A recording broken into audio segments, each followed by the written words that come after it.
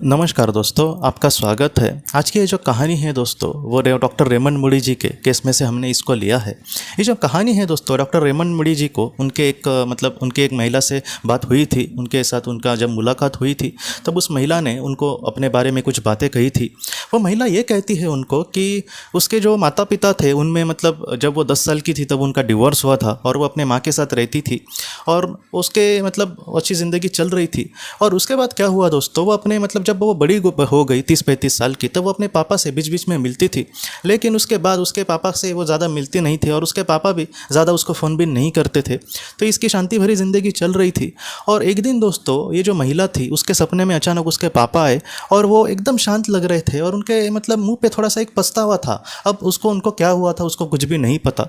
और जब इस महिला ने जब अपने पापा के साथ बात करने की कोशिश करी, तब उसके जो पापा थे उसने अपने बेटी को ये कहा कि बेटा, मुझे अभी जाना होगा। मैंने कुछ चीज़ें ऐसी की है जिसके वजह से मुझे सच में पछतावा हुआ है। एक पिता का प्यार मैं तुम्हें दे सकता था, लेकिन मैंने उस तरीके से नहीं दिया। मुझे इस भी बात का थोड़ा सा बुरा लग रहा है, लेकिन तुम मेरे लिए ज़रा भी दुखी मत होना। मैं एक अच्छे स्थान पर यहाँ से जा रहा हूँ, लेकिन तुम अपने जीवन में ऐसा कोई भी रास्ता मत अपनाना जिससे तुम्हें बाद में पछतावा हो। अब मुझे फिर से कुछ वैसी चीज़ें करनी पड़ेंगी जो इस जीवन में मुझे करनी पड़ी। लेकिन ये सारी जो चीज़ें हैं, काश मुझे पहले पता होती। लेकिन इन सारी चीज़ों में मेरा जो प्यार है वो तुम्हारे प्रति कभी भी कम नहीं होगा। मैं हमेशा तुम्हारे साथ हूँ बेटा। तो ये जो सपना आया था और जब उसके पापा वहाँ पर उसको दिखे और आखिर में वो ये कहती है कि एक प्रकाश आया और उसमें ही मेरे पापा जो थे वो एकदम विलीन हो गए। वो बाद में प्रकाश ही उसको दिखा और बाद में वो ये कहती है कि मैं चीज़ों को अच्छे से समझ नहीं पाई और उसके बाद तुरंत उसकी नींद खुल गई। और वो महिला जो थी वो एकदम डर गई और वो ये कहती है कि सुबह के 3:30 ऐसे कुछ बजे थे। सुबह उसने अपने पापा को फ़ोन किया तो किसी ने उठाया नहीं। बाद में जब वो अपने पापा के घर पे चली गई दोस्तों, तब उसको ये पता चला कि उसके पापा की पहले उस दिन के पहले की रात को ऐसी मृत्यु हो गई थी और उन्होंने दोस्तों सुसाइड किया था। और ये जो महिला थी उसको एकदम फटक से क्लिक हो गया कि आखिरी वक्त में वो इतने पछतावे में क्यों थे, क्योंकि उन्होंने खुद की जान ली थी दोस्तों। और उस पर उसने और भी बहुत ज़्यादा रिसर्च किया और डॉक्टर रेमंड मूडी जी ने भी जब उसको उसकी बातें सुनी, तब उनको भी ये बात पता चली कि जब एक आत्मा सुसाइड करती है तो उसके बाद उसको बहुत ही ज़्यादा पछतावा होता है कि मैंने आखिर ऐसा कदम क्यों उठाया। जब उसको सुसाइड करती है तब वो हो सकता है कि अपने करीबी लोगों से थोड़ी सी दूर भी जाए। वो उनसे जुड़ी रहेगी लेकिन थोड़ी सी दूर जा सकती है। उनका और आत्मलोक में जो घर है वो एक बहुत बार नहीं रहता। क्यों? क्योंकि उसकी जो लेवल है वो थोड़ी सी गिर जाती है अगर वो सुसाइड करेगी तो।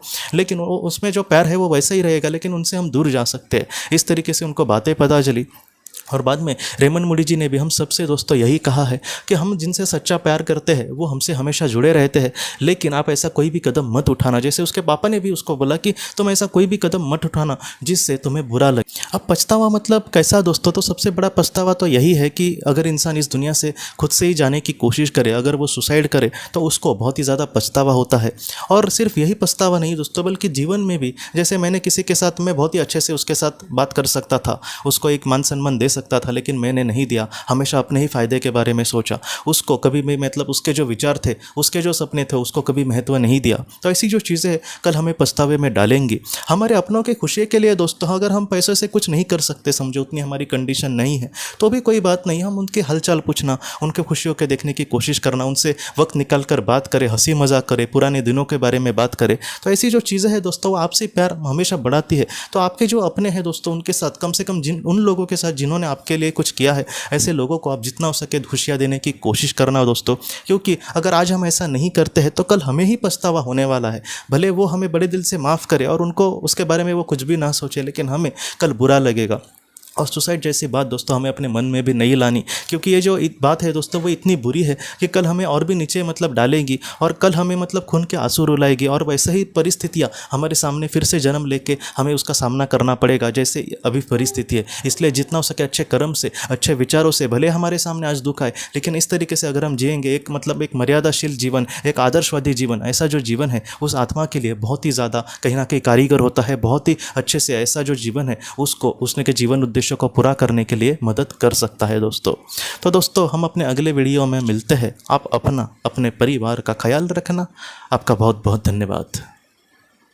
ज़िंदगी की रोशनी ये एक कंसल्टेंसी है जो ऐसे लोगों को मदद करने की कोशिश करती है जिन्होंने किसी अपने को खोया है या फिर जो लोग अपने जीवन में बहुत ही ज़्यादा दुखी है। जो लोग इस संस्था के साथ जुड़ते हैं उन्हें पास्ट लाइफ रिग्रेशन की ऑडियोज़ भेजी जाएगी, जिससे घर बैठे वह पास्ट लाइफ रिग्रेशन का अभ्यास कर सकते हैं। और उन्हें 5 मेडिटेशन ध्यान की भी ऑडियोज़ भेजी जाएगी और इसके साथ साथ उन्हें PDF किताबें भेजी जाएंगी जो हिंदी और अंग्रेज़ी में है, जो मोबाइल पर या फिर लैपटॉप पर आप उसे पढ़ सकते हैं।